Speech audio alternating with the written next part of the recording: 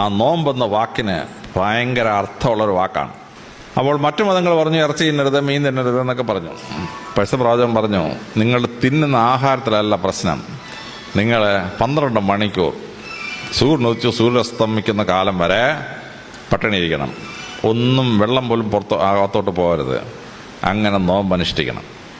മറ്റു പല മതക്കാരും മുസ്ലിങ്ങളെ കളിയാക്കാൻ തുടങ്ങി. ഇതെന്തൊരു നോമ്പപ്പ, 12 മണിക്കൂർ പട്ടിണി ഇരിക്കുക, പിന്നെ ബിരിയാണി അടിച്ച് കയറ്റുക, ഇതെന്തൊരു നോമ്പെന്ന്.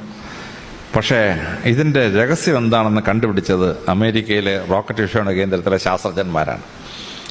ഈ റോക്കറ്റിൽ പോകുന്ന സമയത്ത് വെയ്റ്റ്ലെസ്നെസ്സാണ്, ഗ്രാവിറ്റി ഇല്ലല്ലോ. അതുകൊണ്ട് മനുഷ്യൻ ഇങ്ങനെ ഒഴുകി നടക്കും. നമുക്ക് ഇരുന്നൊരു മേശപ്പുറത്ത് ആഹാരം കഴിക്കാൻ പറ്റില്ല, കാര്യം ആഹാരം ഇങ്ങോട്ട് എടുത്ത ഉടനെ ആഹാരം പറന്നങ്ങ് പോകും.